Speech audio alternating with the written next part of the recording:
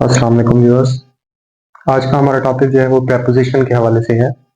गुज़िश्ता lecture के अंदर हमने इंटरजेक्शन के मुतालिक डिस्कस किया था और आज हम पढ़ने जा रहे हैं प्रेपोजिशन के मुतालिक। प्रेपोजिशन एक ऐसा लफ्ज़ होता है जो किसी नाउन या प्रोनाउन से पहले इस्तेमाल होता है और सेंटेंस में किसी दूसरे लफ्ज़ के साथ उसका ताल्लुक ज़ाहिर करता है।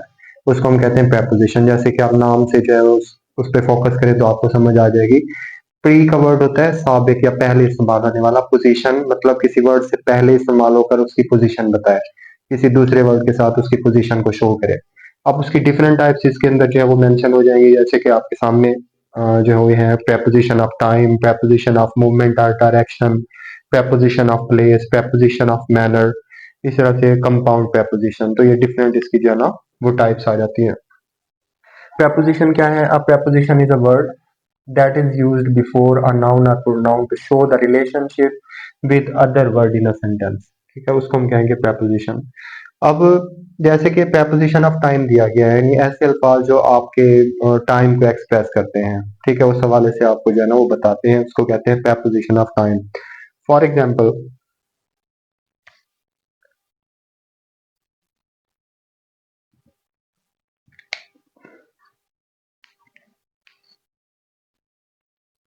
I have a meeting at 10 o'clock।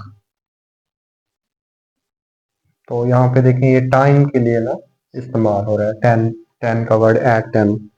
इसी तरह से इन इन जो है वो भी आप टाइम के लिए इस्तेमाल कर सकते हैं। जैसे कि आप कहें कि एट का वर्ड तो आपका आ गया ना इसके लिए, और इन का वर्ड जो है ये भी आपका ड्यूरेशन को जो है वो शो करता है। ऑन का वर्ड भी आपका जो है वो इस्तेमाल होता है। इन जो है ये आपका इस्तेमाल होता है मंथ के लिए। जैसे कि आप कहें इन जुलाई,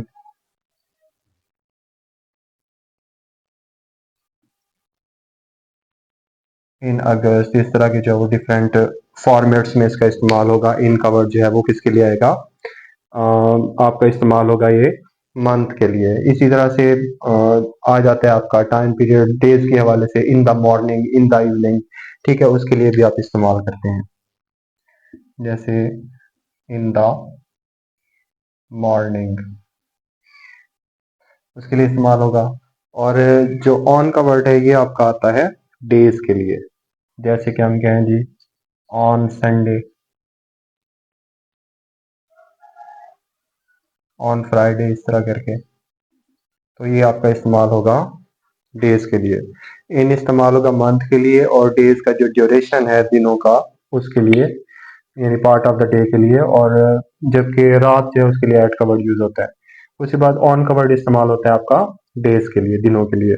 तो उसके साथ हम ऑन इस्तेमाल करेंगे। उसके बाद है preposition of movement and direction. जैसे हम कहते हैं जी I am going to market, I am going to market. अब टू मेंशन करके मैं उसकी क्या बता रहा हूँ? डायरेक्शन बता रहा हूँ कि मैं किस तरफ जा रहा हूँ, किस तरफ मैं ट्रेवल कर रहा हूँ, किस तरफ मूव कर रहा हूँ। तो वहां पे वर्ड इस्तेमाल हो रहा है। तो इसी तरह से इनटू, ये भी जब हम मीडियम चेंज कर रहे होते हैं, कि मैं अगर बोलूँ कि आई डाइव्ड इनटू द वाटर या सी, ठीक है, तो उसके लिए हम इनटू का वर्ड जो है वो यूज करेंगे। यहाँ पे भी क्या है, आपकी मूवमेंट इस्तेमाल हो रही है। I am going to school. तो यहाँ पे टू का वर्ड जो है ये हमारा किसको शो करवा रहा है? डायरेक्शन को। इसी तरह से हमारे पास है जी प्रेपोजिशन ऑफ प्लेस। ठीक है, जो जगह को जाहिर करे। जैसे मैं कहूँ जी आई एम एट होम,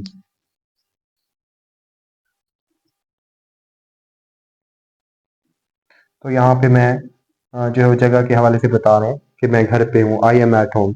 और इसी तरह से जी इन जो है, एट जो है छोटी या फिक्स जगह के लिए इस्तेमाल होता है। जैसे कि आपने पढ़ा होगा who is knocking at the door. At क्यों यूज हो रहा है? एक फिक्स लोकेशन है, फिक्स लोकेशन है, छोटी जगह है, उसके लिए आप एट इस्तेमाल करेंगे। जबकि इन का वर्ड जो है ये किसी फिक्स लोकेशन के लिए भी नहीं आता है। दूसरा ये कि छोटी चीज के लिए नहीं, बड़ी चीज के लिए आता है। और इसके अलावा बंद शक्ल के लिए इस्तेमाल होता है। जैसे हम कहें कि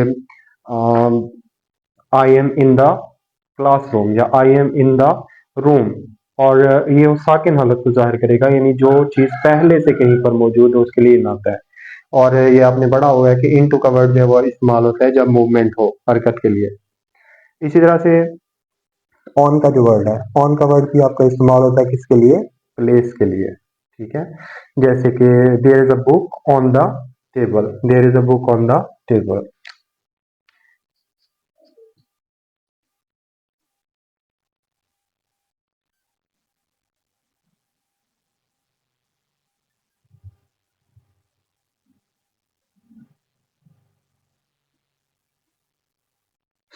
इस तरह जो है आपका इस्तेमाल होता है वर्ड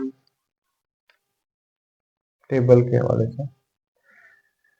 और नेक्स्ट है जी आपका प्रेपोजिशन ऑफ मैनर, मतलब आपके काम करने का तरीका जाहिर करे। जैसे हम कहें जी I came to school by bus, I came to school by van, I came to school by bike, तो वहां पे बाई का वर्ड हम यूज करेंगे। इसी तरह से विद का वर्ड कि I cut the paper with scissor, या I cut the vegetable with knife. तो जो आप तरीका उसमें जो है बता रहे हैं काम करने का, कि वो काम आपने किस चीज के हवाले से किस चीज के साथ किया, तरीका क्या था, तो उसके लिए आप मेंशन करते हैं।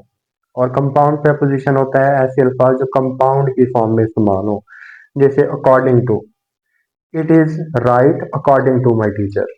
ठीक है, इसी तरह से because of, he could not attend the party because of illness. और in front of, there is a garden in front of my house. तो इस तरह के सेंटेंसेस जो है आपके इस्तेमाल होते हैं इसके अंदर, ये प्रेपोजिशन का इस्तेमाल होता है। प्रेपोजिशन जो है वो किसी सेंटेंस की क्लैरिटी के लिए इस्तेमाल होते हैं, मतलब उसमें अगर प्रेपोजिशन जो है वो लगाई जाती है तो उसका मफहूम वाज़ेह हो जाता है। दूसरा, ये किसी नाउन से पहले या प्रोनाउन से पहले इस्तेमाल होकर किसी दूसरे वर्ड के साथ उनका रिलेशन जाहिर कर रहे होते हैं, उनकी पोजीशन बता रहे होते हैं, तो उसको हम कहते हैं preposition. I hope you understand. अगर आपको ये वीडियो अच्छी लगी हो तो इसको लाइक और शेयर ज़रूर करें, और वो लोग जो इस चैनल पर नए हैं वो इस चैनल को सब्सक्राइब ज़रूर कर दें और बेल आइकन को प्रेस कर दें, ताकि हर आने वाली नई वीडियो जो है आपको मिल सके। Thank you so much.